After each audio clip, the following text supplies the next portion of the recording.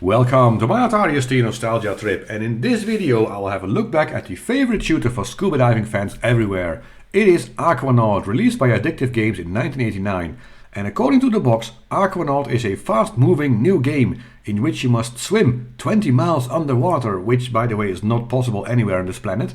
You must battle incredibly nasty creatures, find the lost city of Atlantis, avoid mutant sharks, swordfish and jellyfish, hunt for hidden clues and smash the Ramanishi, shoot your way to victory and save the world.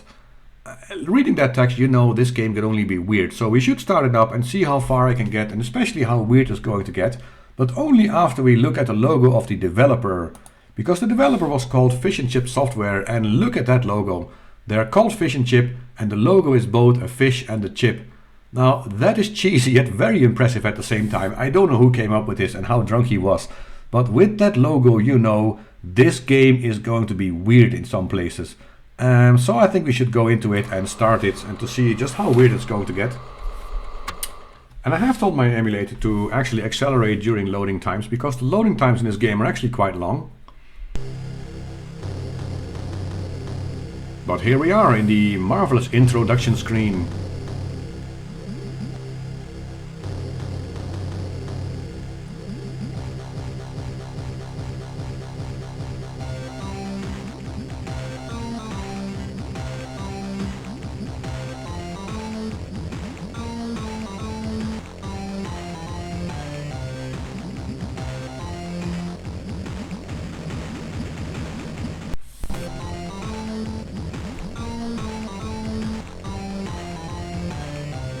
Yeah, and it's like nice digital music, and also like how they animated the scene just using a color cycle. It's a very effective way, low CPU way to do it. And here we are in the game menu, where we can choose to play a game or we can choose some options. And the only options we have is actually the only options we have is actually we can load an access code or save an access code. I don't have any access code because you start this game normally at level 1. Which is also exactly what we are going to do. I'm going to play a game, and yeah, there's section 1, 2 and 3, and by default you only have access to section 1, so it asks you to put in the disk for that section and then press F1 again. And here we can see it's loading the level, and we see our Aquanaut wearing this heavily armored battle top, and it's also a similarly heavily armored battle speedos, I guess. Anyway, here we are into the water and we are in the shallows. And in the shallows we have to get to the end, watching out for enemies like these jellyfish that we can fire our bullets at. You can also avoid them, but you get 10 points for everything you destroy. And the dolphins are not dangerous. The dolphins, they will normally give you a little bit more energy if you touch the dolphin. And there's also mermaids swimming about. And the mermaids will actually give you an extra life. By default you have 5. And if you so much as touch an enemy, like a jellyfish or a swordfish, you are immediately killed. So you should be quite careful. You can also shoot the dolphins, by the way, and the mermaids, and you even get points for it. But it's see, I'm stung to death by a jellyfish right in the tentacles because. And look at that animation for entering the water. That's done really nicely, I think. Oh, that was so close. Yeah, these swordfish are also dangerous. And the annoying thing is when I press down on my joystick, I actually go down and forward. And the same for up. You can't go straight up and down, which is really annoying if you try to avoid an enemy. Yeah, these swordfish, you don't have to attack them, but yeah, if they're there front, if they touch you, you immediately die also. And I have no idea if these are harpoons or missiles that he's firing, but you have to be careful. And now the jellyfish, the swordfish sort of swim straight on, and you can see I was actually catching up with him, so I can swim faster than a swordfish, which is also kind of cool, I guess. And I think the goal of this level is actually get to the ends without losing all your lives, and so somewhere along the way you can actually get some supplies. See, now the swordfish is catching up. I didn't have time to turn around. Boom, dead. And I only have 2 lives left. But the good news is I've reached some boxes of supplies which I can shoot. And then somewhere downstairs I can get... Oh, stupid swordfish, get out of my way. Oh, that was so close. And I think you also have to be fast enough, because otherwise your oxygen supply will run out, which is also... yeah, that makes this game quite difficult, even if the gameplay, to be honest... Yeah, it's not that... I don't know. I guess I've seen better. And again, it became seafood kebab. And the interesting thing is, yeah, I don't know if this sprite animation just took too much memory and they didn't have animations for having it swim up and down, straight up and down. Oh, and now the mutated sharks are here. But there's also no dying. Oh, there's also no dying animation.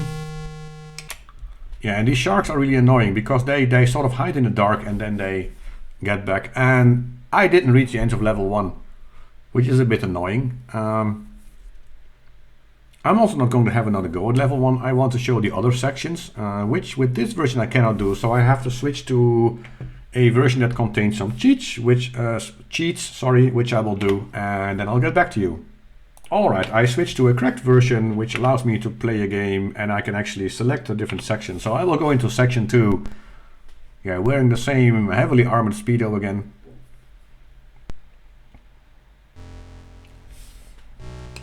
But here we have some music in the background even, and I can pick up this dynamite. So you can see I picked up my dynamite. And all the items you have. Yeah, I have to find my way to the caves, and sometimes the entrance will be blocked and I have to use my dynamite to blow through it.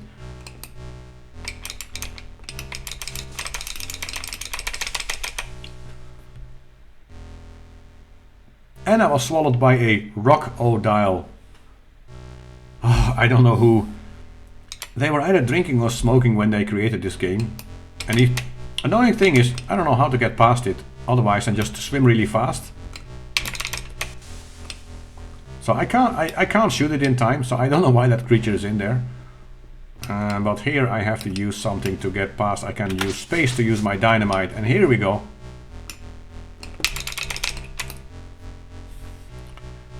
And then I was killed by a deep sea mutoid maggot.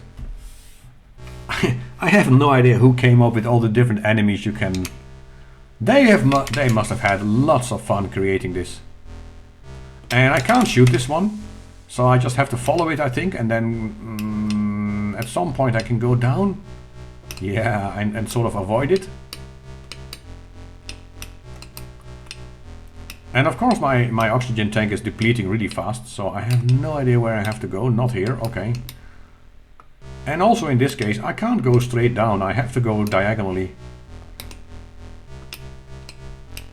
And I don't know if it's... I have no idea which is the correct way. So I guess this game takes a lot of practice.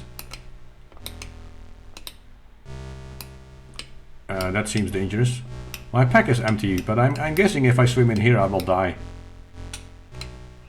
Let's see if we can find something to... What the hell is that? What in the name was...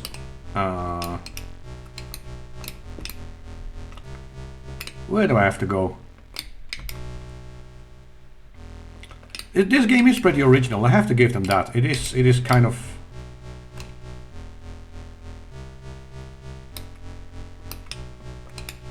Was it here? I don't know. Is that an item I can catch?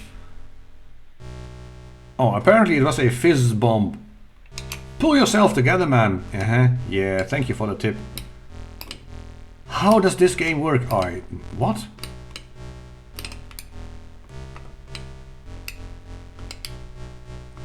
Oh no, here's the fizz bomb that I have to avoid. And here's something else I have to avoid. Can I shoot it? Can I shoot this? No. So is this a bomb on an item? I don't even know. Addictive gas sucker spheres suck out your air supply. Last gasp. Okay. This game really has the weirdest enemies I've ever seen in any game. Oh, don't respawn right on top of the enemy. Oh, come on. That cost me... What? Okay. I've run out of air. What the hell is this game about? Who made up these enemies? This game is so weird. I mean, it's animated quite nicely, even if the gameplay is still quite lacking. I can understand. I mean, probably if you practice this a lot, it'll become fun if you get better at it. But, and of course, I can't even get through section 1, so sections 2 and 3 are probably a bit too ambitious for me to just enter like this. But it's nice to have a go and show it to you all. But this game is weird. And of course now I'm probably in the city of Atlantis with him. I have no idea. Why does he walk like this? Look at that posture. And still in his speedos. God, put on some pants, man. Can I do something with it? No. Oh, I can throw knives. Okay. And there's nothing I can use. Can I go through this door? Yes, I can. Look at his posture. Man, that's just... And apparently those look like enemies, so they don't look too friendly. But this... Look at the way he walks. Come on! His swimming animations were so nice. Why does he walk like this? That's just... Oh, there were 2 of them. Okay. Okay, those are mermen with poisonous skin. And that make my blood boil apparently.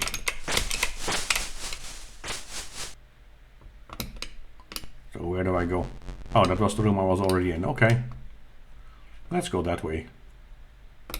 Oh, they run pretty fast actually. They overtake me even.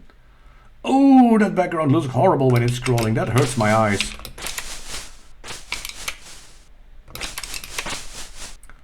Well, I get 10 points for every mermaid I kill. And his pack is empty, so I'm wondering where is he carrying all these knives? He seems to have a lot of space in his speedos to carry those knives. Maybe I should not overthink this game. But this is just weird. Is that a switch?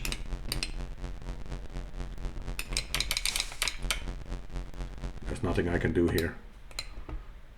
So how should I classify this game? Is it sort of an arcade adventure?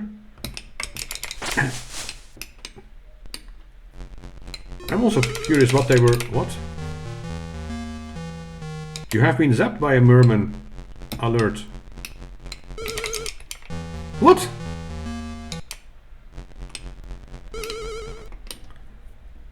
But I have a red token. But where do I use it? Do I use it in that room? Oh, come on.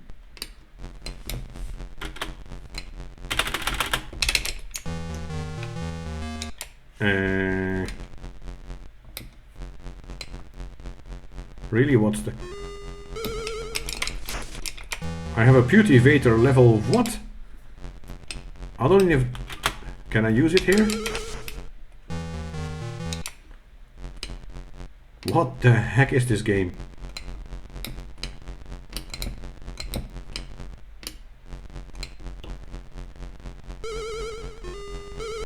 Oh, I just outran a bullet.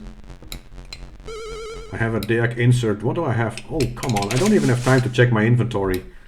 I think you can cycle through it with F1. I have a red token.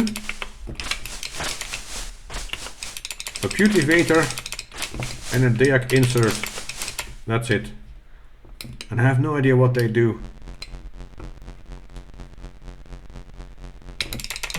What?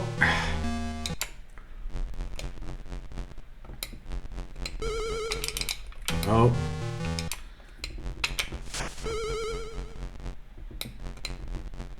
This game is absolutely... I can't jump, I can't crouch also, I think. Can I crouch? No, probably not. No, I can't.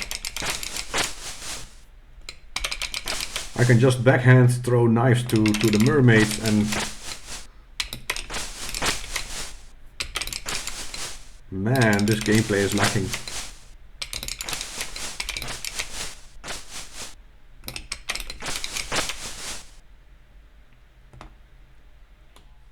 This game is just weird. And that makes me also... That also, yeah, I have mixed feelings about this game.